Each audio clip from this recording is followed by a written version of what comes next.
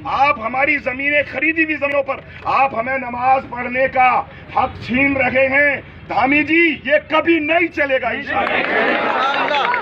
हमारा राइट है, हम मौत को गले लगा सकते हैं, अपने बच्चों को कुर्बान कर सकते हैं, हम अब यहाँ उत्तराखंड से पलायन कर सकते हैं, लेकिन नमाज पढ़ना नहीं छोड़ सकते। उत्तराखंड पे धामी सरकार का और सिर्फ धामी का ही हक है। धामी सूबे को हथियाना चाहता है, इसलिए धामी कान खोल के सुन ले। इमाम संगठन, जमीयत उलमा हिंद और सेवा संगठन जब हम लोग निकलेंगे, फिर पता चलेगा कि मुसलमानों का हक कैसे साबित होता है। तुष्टीकरण की राजनीति कभी चलने नहीं देगी जमीयत उलमा हिंद और इमाम संगठन ने ठान लिया है कि अपने लोगों को बेदार करेंगे। और ये बेईमाना, अरे तुमने मजारों को तोड़ा, तुमने 500 मजार तोड़ दिए। तुम अगर इतने ईमानदार हो, औकाफ की जमीनों को गैर मुस्लिमों ने कब्जा रखा है, अगर आप ईमानदार हैं, अगर सही मुख्यमंत्री हैं, तुम्हारा बीजेपी का वक्फ बोर्ड का जो है चेयरमैन मुसलमान है, आप उसके साथ लग के वक्फ बोर्ड की जमीनों को आजाद कराने का काम करें, सारा मुसलमान आपका एहसान मानेगा। कराइए, हमारी जमीनों को खाली कराइए। आप हमारी जमीनें खरीदी हुई जमीनों पर आप हमें नमाज पढ़ने का हक छीन रहे हैं। धामी जी, ये कभी नहीं चलेगा। हमारा राइट है, हम मौत को गले लगा सकते हैं, अपने बच्चों को कुर्बान कर सकते हैं, हम अब यहाँ उत्तराखंड से पलायन कर सकते हैं, लेकिन नमाज पढ़ना नहीं छोड़ सकते। कान खोल के सुन लो, ये जो वीसी है यहाँ, ये देखने में बड़े भोले हैं, मगर बेईमान किस्म के आदमी मालूम होते हैं बहुत ज्यादा।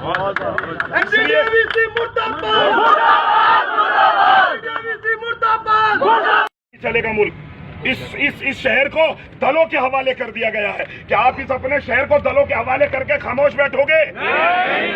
तो मैं आपको, इस वीसी को जिसने हमारे साथ फरेब किया, हम आए, हमने कहा मस्जिद को सील नहीं करनी, जो आप कहेंगे वो मान लेंगे।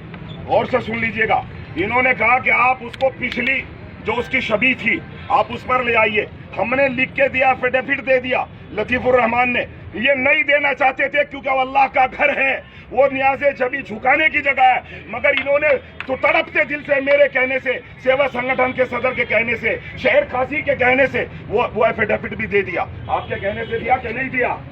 दिया। बात क्या हो, खत्म हो जानी चाहिए। उस आदमी के दिल से पूछो जिसने अपने हाथों से मेंबर बनाया हो, लोग उसमें नमाज पढ़ते हो और अपने हाथों से उस मेंबर को तोड़ दिया हो।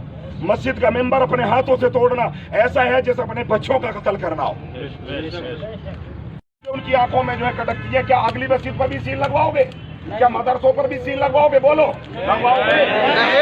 ये तुष्टीकरण की राजनीति चल रही है। इस सूबे को हथियाने का काम किया जा रहा है। क्या इस सूबे में इस सूबे को बनाने में मुसलमानों का हाथ नहीं है?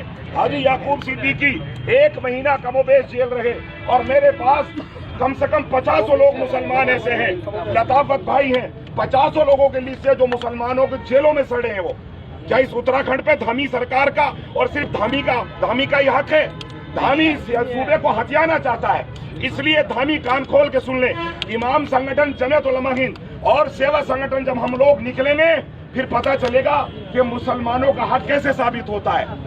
तुष्टीकरण की राजनीति कभी चलने नहीं देगी जमीयत उलमा हिंद और इमाम संगठन ने ठान लिया है कि अपने लोगों को बेदार करेंगे। और ये बेईमाना, अरे तुमने मजारों को तोड़ा, तुमने 500 मजार तोड़ दिए। मुसलमान ये धामी के ताल्लुकदार है, ये धामी का अजीज है, इसलिए यहाँ पद पर बने रहने के लिए और उन 4 दल के लोगों को, 4 लोगों को जो उस मोहल्ले में भी नहीं रहते, खुश करने के लिए मुसलमान गरीब आवाम को रुला के रख दिया है। ये नहीं चलेगा, नहीं चलेगा। धामी सरकार मुर्दाबाद, मुर्दाबाद, मुर्दाबाद। धामी सरकार मुर्दाबाद, मुर्दाबाद, मुर्दाबाद। हमने हमेशा पुलिस प्रशासन का साथ दिया है। पुलिस प्रशासन ने, जिम्मेदारों ने हमें जब भी कोई बात कही है, हमने इस्तकबाल करके उस बात को मान लिया है। हमें डीजीपी बताए, हमें मुख्यमंत्री से लेकर नीचे तक एक सिपाही तक हमारी शिकायत बताए कि हमने कोई गलत काम किया हो। हम अपने बच्चों को कभी गलत काम करने के लिए नहीं कहते और न इंशाअल्लाह अपने बच्चों को कभी गलत काम की इजाजत और सलाह देंगे इंशाअल्लाह। हम कानून के दायरे में रहना चाहते हैं।